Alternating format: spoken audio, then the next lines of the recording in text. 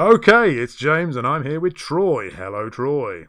Hello, James. And Troy came second in last weekend's, as we record this, last weekend's Online Worlds with a pretty left field team, more so, I think, than anything else that came in the sort of the higher rankings.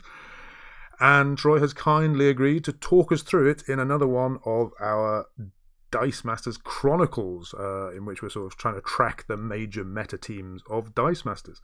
So we're quickly going to go through his team and how it evolved, and then we're going to talk to him about what the sort of optimal buy order would be, his turn 3 theory, and then I'm going to throw some sort of common meta pieces, both aggressive and control-y, and see what he would do about those. And at the end, we'll wrap up with what he would change if he ran the team again. So, without further ado, Troy, we've got Spider-Man on the screen. Tell us about your team. Tell us about it. Sure. Well, the Spider-Man is just awesome in the first place, but the main reason that I think I started with him is more in reaction to the main pieces out there. I'm a hopeless Johnny, so I always try to do something a little bit off meta. But the biggest problem with Becky is that a lot of removal pieces are to knock her out. And you don't actually want to knock her out, because if you knock her out, she comes back with her win fielded next turn and potentially rolls out, whatever she wants. And so I really needed a way to get rid of her without knocking her out. And Spider-Man is just really the best way to do that. I mean, he rolls them down on a win attacks, so you can recycle that and do that every turn if you can. And he's got decent stats too, so he's a bit of a threat if they want to let him through. Yep. So he was the core of your team, and then where did you go from there? Well, so that was the first thought of Becky, trying to take care of Becky. The second thought moved to Godcatcher, and so Godcatcher, first of all, limited me in that I couldn't really put the Thor Global on my team, or probably not even Clayface, because if I did, that was going to help a Godcatcher team kill me turn 3. So I had to try to avoid those two, and even then, Godcatcher can still get you turn 3 if they're lucky. And so I wanted to have some way to get something out by turn 3. So first, of course, I looked at the Collector to get a sidekick out there, but eventually I settled on Atlantis because it also gives you the churn through your bag. So it's mostly for the global, and I did kind of have more of a fisty, shieldy team, and so hopefully I would get to use this global more effectively than my opponent. Seems reasonable, and it's really good against Ben. Ben showed me how useful that is against Godcatcher. If you field a couple of early sidekicks, it becomes more difficult to push through on turn 3 or 4. Definitely, yeah. So what was next? What was after that? Well, then basically the rest of the team was reacting to other control pieces. So, Becky and Godcatcher are both going to have pieces that they're going to bring to try to facilitate their doing. And then it's, the cat and mouse chess game of what to do about those things. And so the control pieces that I started to think of, or how to keep Becky from getting out there in the first place, because if she can't be fielded, then she can't do her win fielded. So Drax was another shield, and he worked well with that. Oh, I should have gone with the other one first. You spoiled my order. That's okay. I did. I'm sorry. Well, so we can start there. So Drax would keep Becky out of the field and hopefully give me time to get the other pieces in place, force them to get Becky and a removal piece and a piece to take care of static field all in the same turn. And so hopefully that would take them enough time that I could win by then. So on the other side, Godcatcher is a bit more tricky. Drax does not do anything against Godcatcher, and neither does Spider-Man. And so, right now I have a couple of sidekicks out there with Atlantis. That's about it. What am I going to do about Godcatcher? So the popular thing to do is Gazer. Right, it's my cue to go back, isn't it? We're going to go back to here. Yeah, there you go. This one, there you go. now I'm starting where you were. So Gazer was the popular one, and he was shields, so that did make a lot of sense to me. And I tested him out, and it kind of worked. I was tempted to take him off at the end, right before the tournament, and swap out some other cheap shield like Sasha Banks to reduce fielding costs or something. I ended up just keeping him in because I've made last minute changes before and regretted it, so I kept him in there. But to be honest, I don't think I really bought Gazer much all day, for two reasons. I didn't bring on my team anything to queue up Gazer. So some teams would bring Becky to, prep it and get it ready. Some teams would bring Supreme Intelligence to bring him over and get him ready. I didn't bring any of that stuff, and so I would have to line up that when fielded exactly when I wanted it. Plus, he also has his fielding costs are and he's got no attack.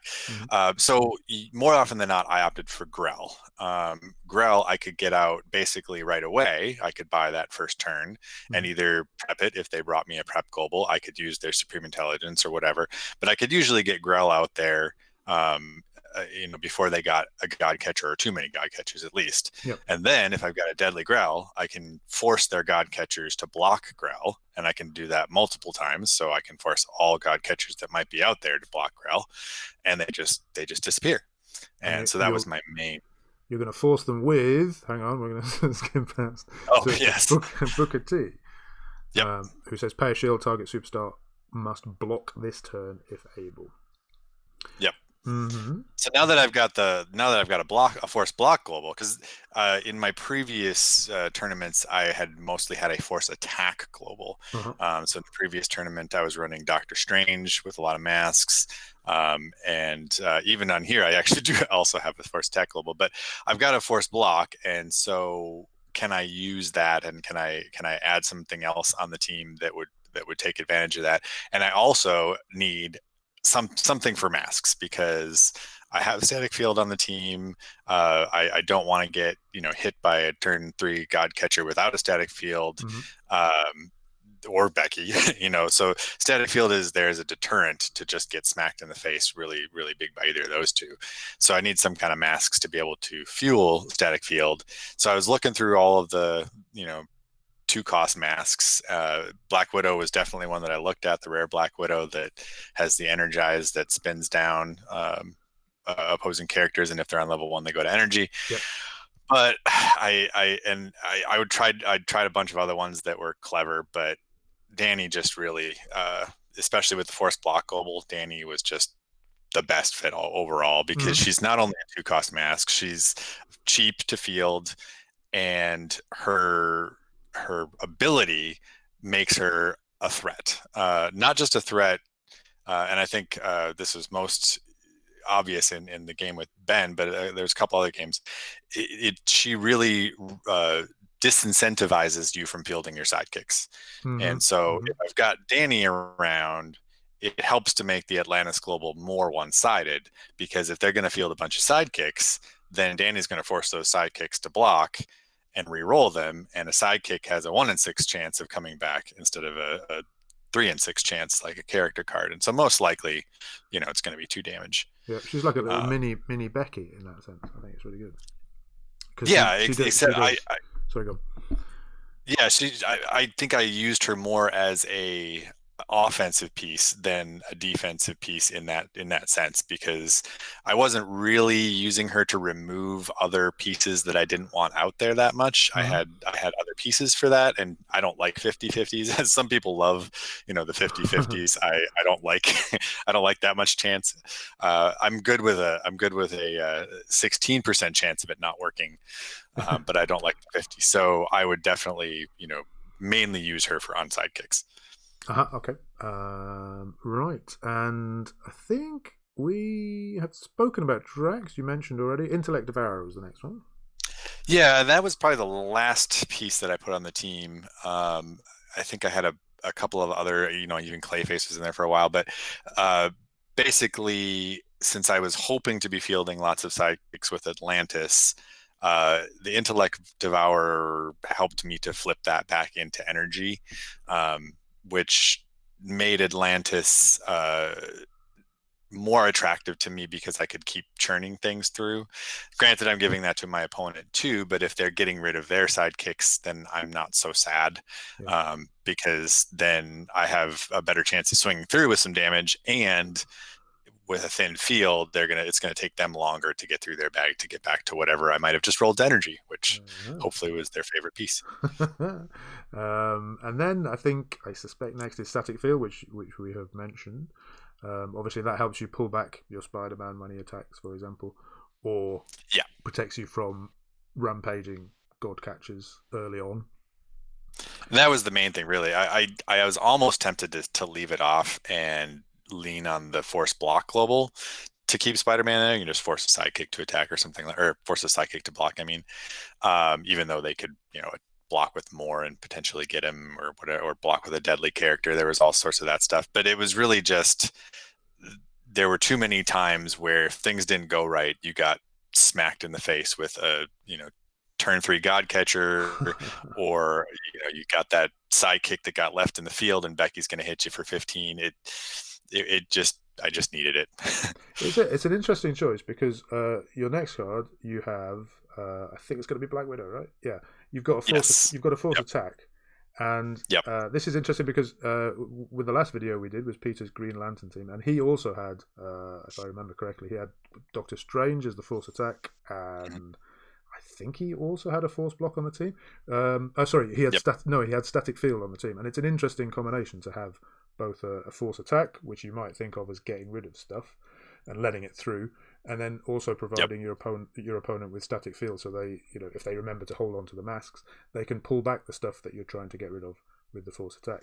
Yeah, and this was a extensive conversation. I had one of my local friends, David, come over to practice with me on Friday, and we talked back and forth on this because it is counterproductive to have both of those. And what you end up doing is you create a more thinky game, Yeah. and then you're hoping that you can outthink your opponent, which is a bit of a risk, especially if you do end up getting in the top cut. That's a pretty long day, right?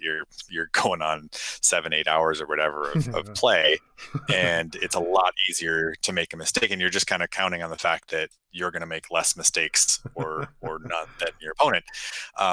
But it also it adds that just one more element, and if you are more comfortable or you're more experienced or used to playing with it than your opponent, it can give you an edge because you really have to be careful about what energy you save and what energy you don't. And so that's honestly one of the reasons why I settled on Intellect Devourer at the end, is because that gave me a question mark to go into my opponent's turn. And then that question mark could be used to force somebody to attack. It could be used for static field, or if they're not going to do anything that turn, then hopefully I can turn that into an Atlantis and still make use of it. Right. But it gave me, and technically gave them also that flexibility, but hopefully I'm more used to watching for those things because I practiced with it, and I have a better chance of catching them without a mask to bring back their piece. And I'm like, oh, you forgot to save a mask. Typhoid Mary's attacking, and I'm going to take 1 damage, but she's no longer there. Yeah, I'm pretty sure I would forget to save a mask. I usually do. Yeah, and it can bite you in the bum because you can forget as well, and you're like, oh, I forgot a mask. Drax is now attacking, and Becky's going to smack me next turn. So you really have to be careful. Yeah, I think it's particularly interesting on your team because Peter's team was a direct damage team effectively with the Green Lantern, whereas I'm guessing that the way you kill people, because we haven't really quite got to that, yours is sort of Spider-Man and clearing their field and fielding weenies and sidekicks and then buffing them perhaps with Black Widow at the end and then pushing damage like that. Is that correct? Yeah, basically. So you start the game by annoying them and trying to stall them, and then hopefully you can have enough, out there by continuing to roll out their pieces with Spider-Man that even if they do have static field masks saved, you can overwhelm them with some buffed sidekicks, and that I considered doing the Primaris Aggressor global because I really like that one, and then I wouldn't have had to worry about the force attack and all that sort of stuff. But Black Widow she's just really good because she's a character, first of all, and she is decent stats herself, and you can find ways to recycle her and get her through there, and she's cheap, and she's fists, so she just fit the whole team, and yeah. The Primaris I can't Aggressor quit her. says pay 2 fists or something, and Pay 2 fists, and everybody gets +1 attack. Yep. Yeah, okay, including the opponent, but that doesn't matter if you're pushing through for damage. Right. Usually, yep. I think this is interesting in that it adds to the sort of archetypes, because we have direct damage, and we have then Becky and Godcatcher filling effectively the same kind of archetype of one big hitter, or perhaps two. And this adds a third to that, which is direct damage, but spread across a bunch of weenies, and that allows you to include static field because it doesn't hurt you as much as it would a Becky or a Godcatcher too. Yeah. Mm-hmm. Okay. Good. I think we've got it. We got it slightly in the wrong order, but I think we can now switch to. That's all of them, isn't it? Yeah. We can now switch to my other scene, which shows your whole team. Well, that's emblematic of how the team was built too. It's just all over the place. And like I literally had a stack of like 20 different cards that I'm flipping through and thinking, what about this one? What about this one? And then I would go to sleep, and I would have I could put this card on there, and then I'd come back and be like, this is going to be great. And then I remembered, oh right, there were three reasons why that was a bad idea. For the watchers' benefit, I did sort of message Troy before this to ask him what order he would like to talk about these cards in, and he said, "Oh, don't worry, just put them in, whatever order." So I did, and I messaged him the order that I put them in, and then he talked about them in a completely different order. I should have had that in front of me. Yes. Yep. But I think it's nicely, as you say, it's nicely sort of representative of the way the team came together. Anyway, we now have the whole team on the screen. I think we've definitely talked about all of those. So. Talk us through the first few turns of the game. If you don't see anything troublesome on the other side of the table, what would you be going for? Well, I don't think I ever had that experience. Well, no, I suppose. So, I mean, that was part of it being an online Worlds. It was definitely a smaller total number than the in-person Worlds that I went to last year. Mm-hmm. But it was Worlds. I mean, people from all over the place. And so, the first round last year, I went up against an 11-year-old. And actually, he gave me a run for my money. At first, I thought I was going to have a little bit of a relaxing first round, and he kind of gave me a run for the money. Never underestimate the 11-year-old. No. Exactly. Yeah, he almost beat me with the Dragon team. But this year, I had that feeling every round where you're like, oh man, who am I going to get matched up with? I don't want to get wait a minute. I don't want to get matched up with any of these people. like everybody in this tournament was a serious threat, no matter what they were bringing. Sure. So it really was kind of a reactionary team. I didn't have a plan for turn 3 until I saw what they were doing across the table. Okay. If it was Godcatcher, I was going to go for the GRELLs and get my deadly set up. If it was Becky, I was going to try to Becky a Drax as soon as humanly possible. Well, let me get those up, because you're preempting my lovely picture. So Godcatcher, the idea was, I imagine you would field some sidekicks with Atlantis and get a GRELL out. Yep. I had to think farther than that, because the way that I would typically get beat by Godcatcher is they would have Nefarious Broadcast and Under Surveillance and Godcatcher and just buy them all, and then hope to roll them all on the right turn. And that's exactly how Mr. McCat beat me, and that's almost how Epic Cat beat. I keep getting beaten by cats. But that was just they would roll it all on the right turn, hit me for 10, and do it again before I could hit them for 20. Right. So I had to also, GRELL's got decent stats, so that's good, but I had to try to get some sidekicks out there, and maybe the Black Widow, and try to get them for 20 before they hit me for 20. Yeah. Okay. And what was the next one? Oh, I've got my. There we go. Becky, you also mentioned, so. Yep. That was a case that wouldn't be fielding sidekicks, presumably. No, although usually I could try to get Usually I could Becky a Drax first or second turn and get him out there before her, and then that would force them into whatever their mitigation plan was for that, whether they're trying to line up a gazer, whether they're trying to Drax my Drax or Typhoid Mary my Drax, or Yeah. then the game was afoot, right? So then I'm trying to get out my Spider-Man to roll out their pieces, and then so then we got the chess match. So this reminds me of back in the day there was a sort of toolkit Bard team. Now I don't know who was responsible for that. Who did that? And obviously Bard you can pair with just about anything and it tends to work. But there was somebody, remind me in the comments, anybody who can remember this, somebody who specifically, they had Scarecrow on in case the opponent had, if it was Green Goliath, if it was that meta, but they had different tools for different purposes, so it was a bit like this in that respect. I think. Yeah, honestly, it is with the Black Widow is kind of like the mini Bard. She kind of turns your control pieces into, more attack pieces. Although Spider-Man and Drax, they're not too shabby on the attack side just by themselves, but they could do with a boost every once in a while. Did you ever use Drax's Global? Pay 2 kills, get a +1. I might have once or twice, or at least threatened to.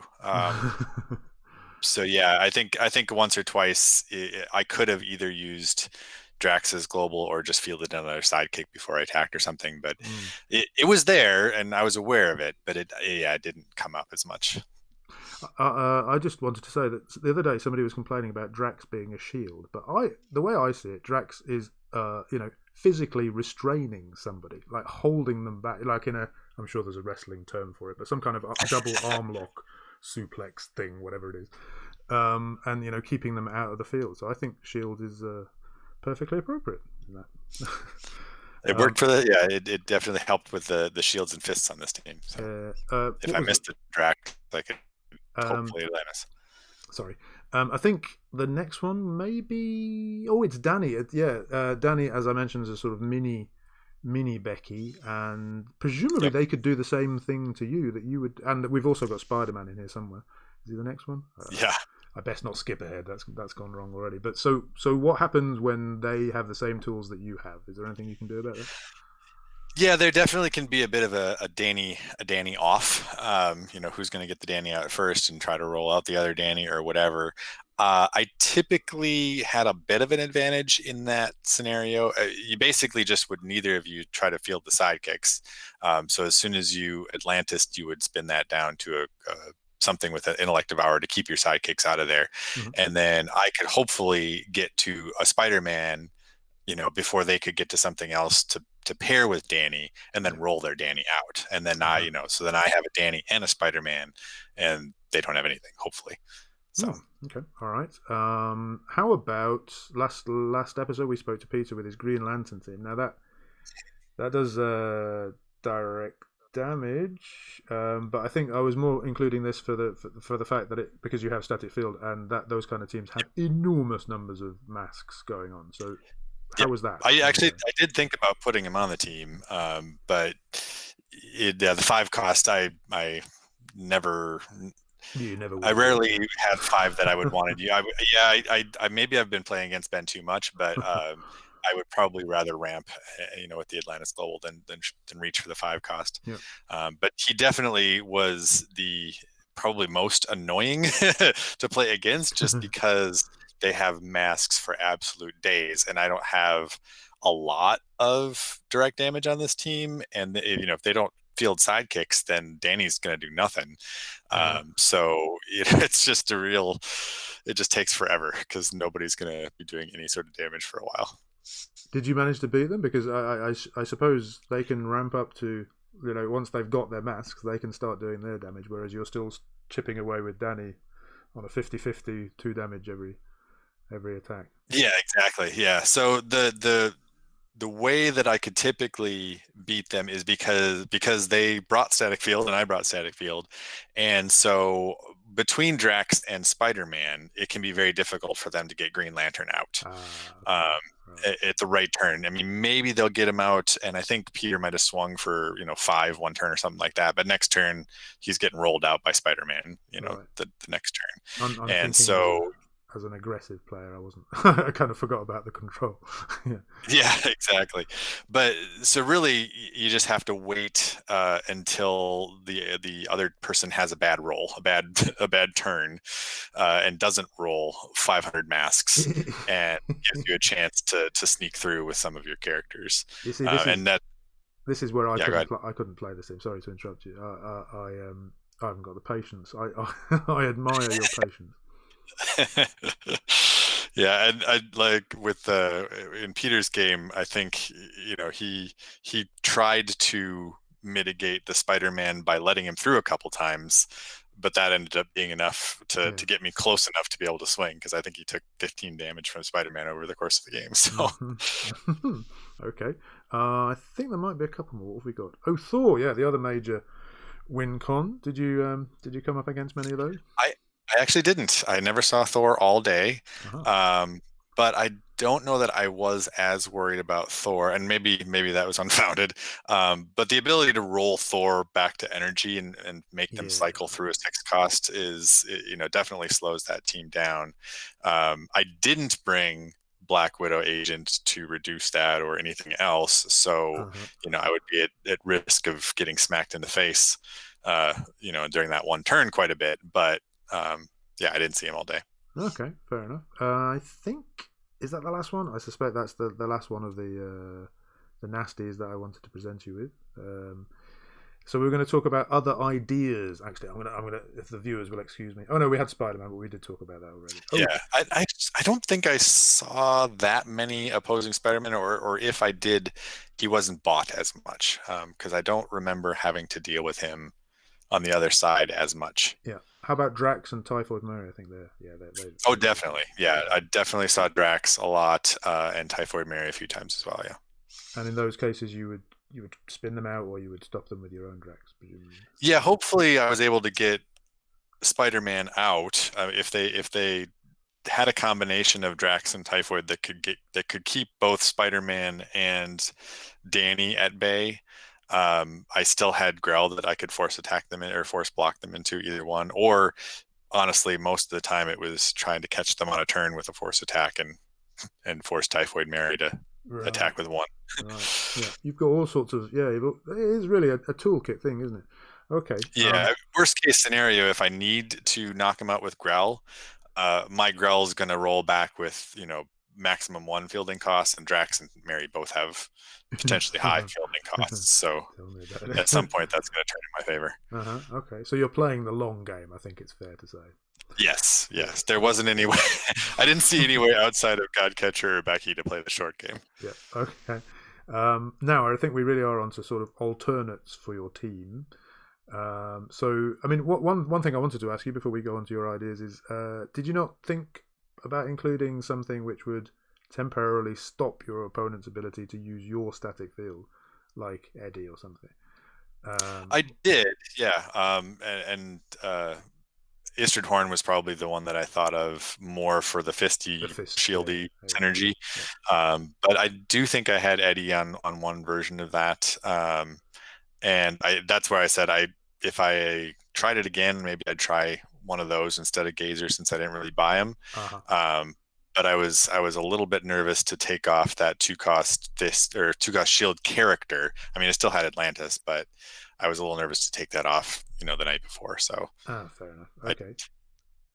So what other alternatives? I'm just trying to find my list. What other alternatives did you consider?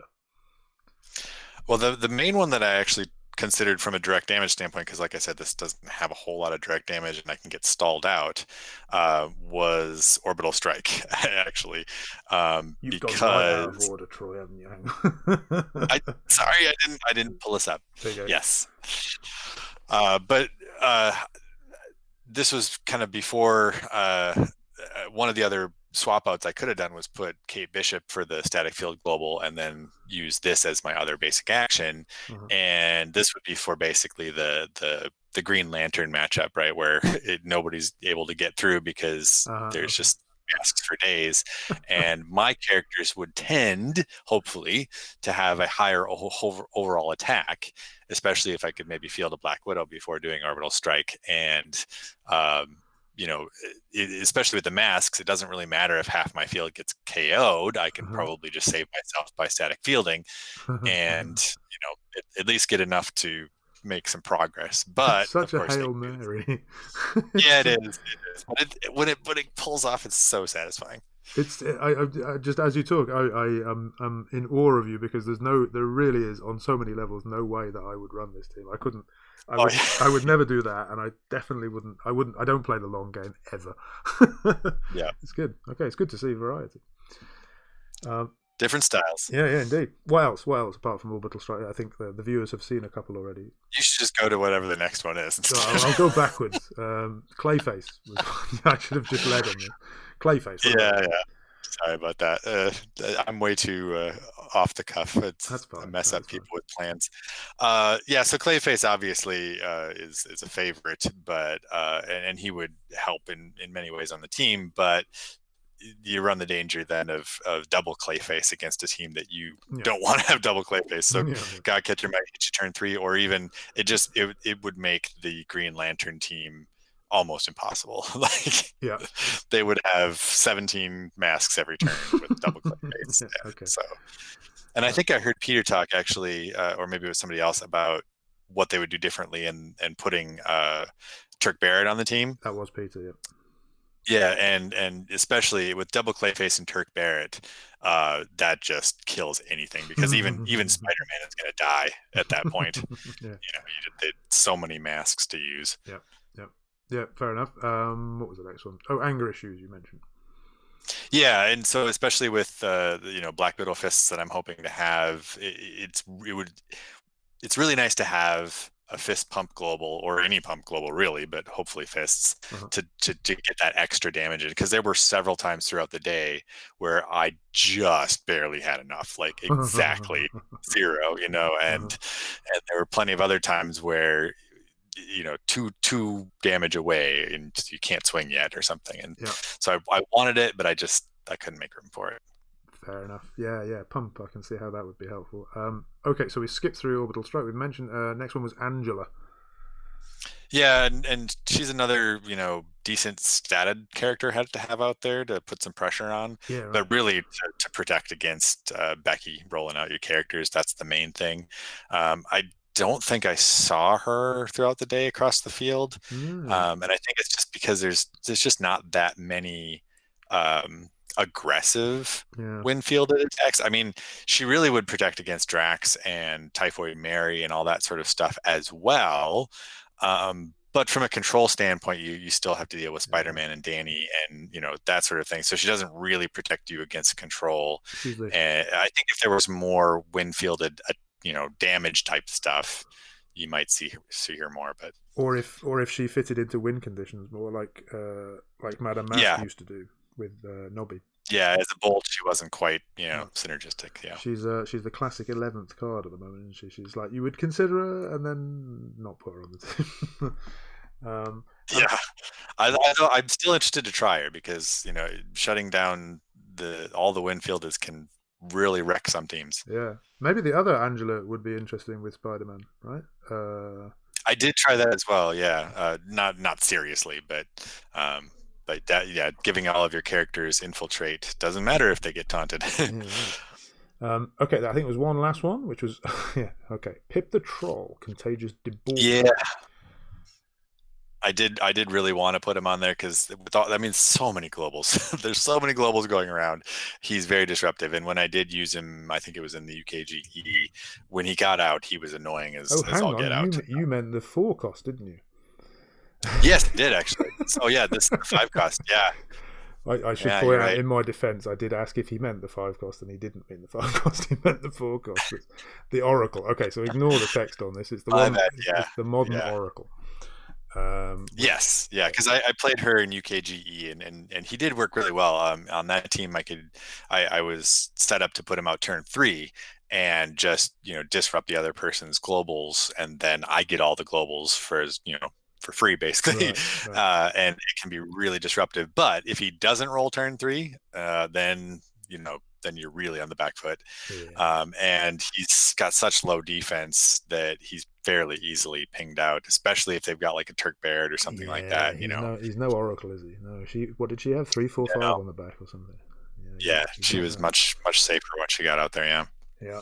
Okay. And this guy's also, the 5 cost is definitely dangerous, but I just didn't. I mean, Winfielded, his attacks weren't very exciting, and to pay 5 for him, he just didn't fit on the team. But man, when I see him across the field, he makes me nervous. Indeed. I suppose your Spider-Man gives you half of his ability, and it's when attack is better, and you get the stats off it. So yeah, I would have had to probably put a KO global or something on there to cycle him, and wasn't room. Fair enough. I mean, if you're gonna, as I mentioned somewhere else, if you're gonna put a 5 cost shield on your team, there's another possible choice you might consider. Yeah, exactly. Yep. Okay. Very true. Troy, that was great. Thank you very much. I think that's everything. Is there anything else that you wanted to mention? I think it was just really a great experience overall. I guess the one thing that I would mention, maybe just to normalize it for everybody, because I did get to the finals and I did lose in the finals, which I was telling Peter before, as long as I don't lose to Ben in the quarterfinals, it's a successful day. So I lost to him in the finals, or no, semifinals. So last year I lost in the semifinals to him, and this year I lost in the finals to him. So it was a good day. But I know a lot of us are semi-competitive, let's say, or maybe over-competitive, and so we have a great community and we all get along really well, but we still have that competitive streak. And to get to the final match in Worlds and not and come in second is almost the toughest pill to swallow. Of it's almost worse than just wrecking the whole day, right? Getting so close.